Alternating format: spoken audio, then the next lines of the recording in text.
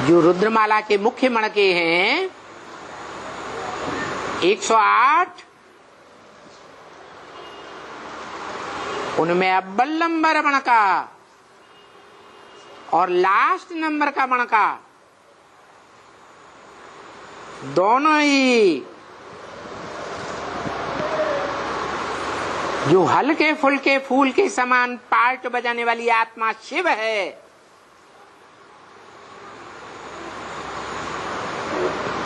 उस शिव परमपिता के नजदीक हैं,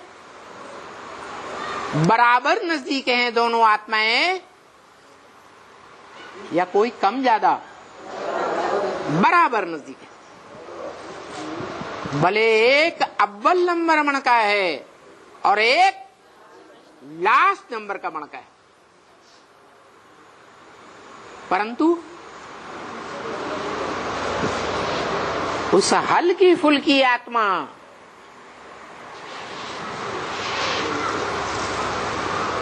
जो कभी भारीपन का अनुभव नहीं करती,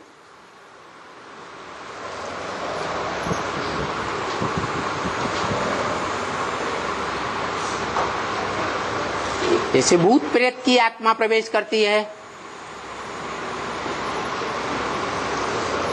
तो भारीपन का अनुभव करती हैं, दुखी होती हैं, चिल्लाती बिल्लाती हैं, या हल्की फुल्की रहती है?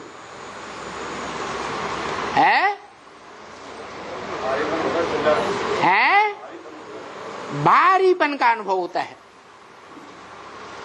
भले वो सूक्ष्म शरीरधारी आत्माएं कितनी भी श्रेष्ठ पाठ बजाने वाली ब्रह्मा जैसी आत्मा ही क्यों न हो, फिर भी जिस चोले में प्रवेश करती है उस चोले को भी हल्कापन महसूस कराती है या भारी कर देती है?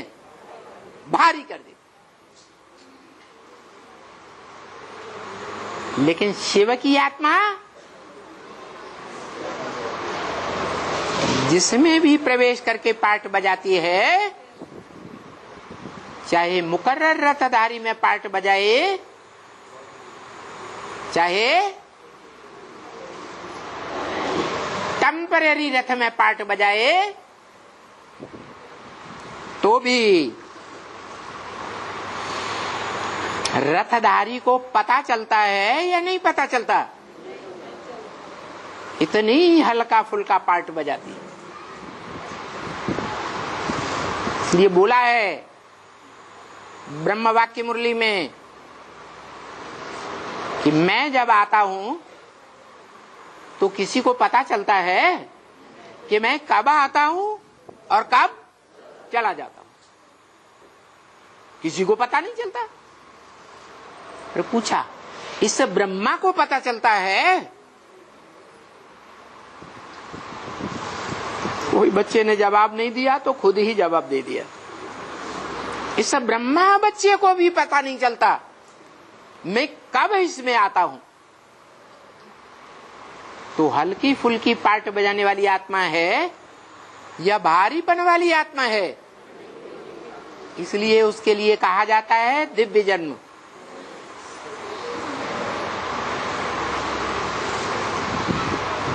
कब आती है, कब जाती है, किसी को पता ही नहीं चलता। और वो हल्की फुल्की आत्मा, नाम क्या बताया? अरे उसका नाम क्या है? शिव बाप। हम बच्चों को भी बताती है, मैं तुम बच्चों को आप समान बनाकर जाऊंगा। कैसा बनाकर जाऊंगा? आप समान।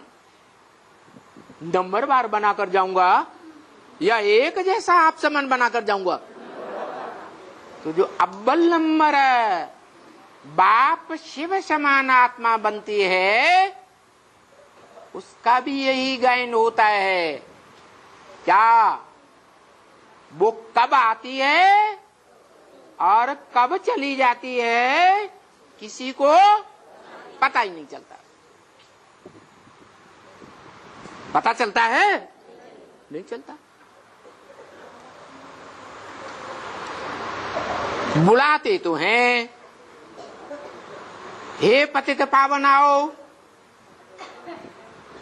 और ये भी बताया ब्रह्म वाक्य मुरली में कि जो मेरे को बुलाते हैं वो ही पतित से पावन बनते हैं, जो मेरे को बुलाते नहीं वो पतित से पावन, वो विधर्मी आत्माएं पूरी पावन बनती भी नहीं।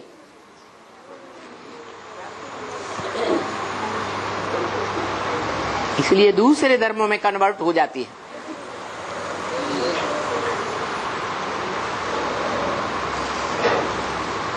तो जैसा बाप वैसा बच्चा भी बनता है। बाप 100%, तो बाप का वर्षा भी 100%, और 100% बाप का वर्षा प्राप्त करने वाला बच्चा भी 100% बनता है या अधूरा बनता है? 100% बनता है। इसीलिए तो बाप समान बच्चे की यादगार शिवलिंग पूजी जाती है, जिसे कहा जाता है त्वमेव माता च पिता त्वमेव। शिवलिंग एक है या दो है? एक ही शिवलिंग है। लेकिन जो सन्मुख आने वाले बच्चे हैं, हाथ जोड़कर सन्मुख आते हैं, तो क्या बोलते हैं? तू ही मेरी माता है, तू ही मेरा पिता है। तू एक या अनेक? एक।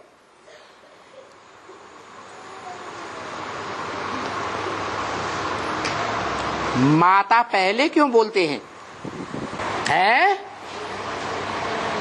त्वमेव माता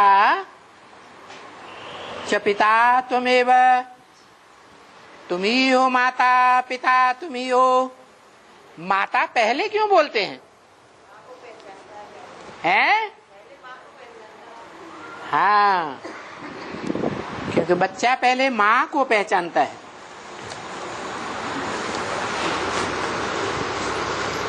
बाद में बाप को पहचानता है।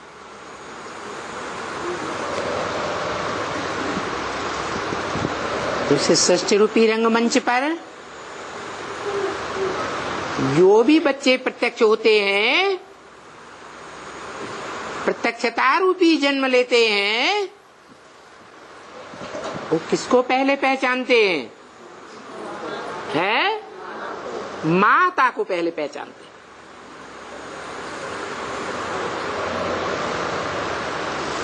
सूर्यवंशी बच्चे किसको पहले पहचानते हैं? बाप को पहचानते हैं। है? जो सूर्यवंशी बच्चे हैं वो द्वापर युग में जब जाएंगे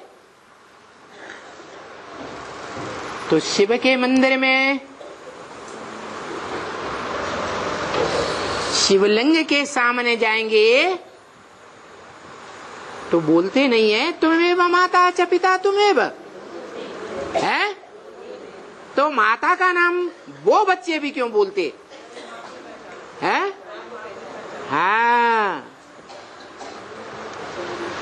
माँ जो साकार होती है, 5 साकार तत्वों का आधार होती है, 5 तत्वों का साकार स्वरूप होती है।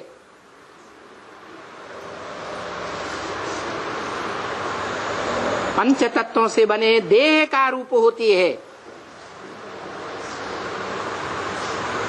माता देह भान वाली होती है या आत्माभिमान वाली होती है? देह भान वाली होती है। माताओं कन्याओं को देह का बड़ा होना रहता है। क्यों है? पुरुषों को देह का बड़ा होना न होना क्यों नहीं रहता? ज्यादा सुंदरता कौन से शरीर में होती है? माताओं कन्याओं के शरीर में जास्ती सुंदरता होती है। बाहरी सौंदर्य ही जास्ती होता है या अंदरूनी दिव्य गुणों की सुंदरता भी ज्यादा होती है? अंदरूनी गुणों की भी सुंदरता ज्यादा होती है।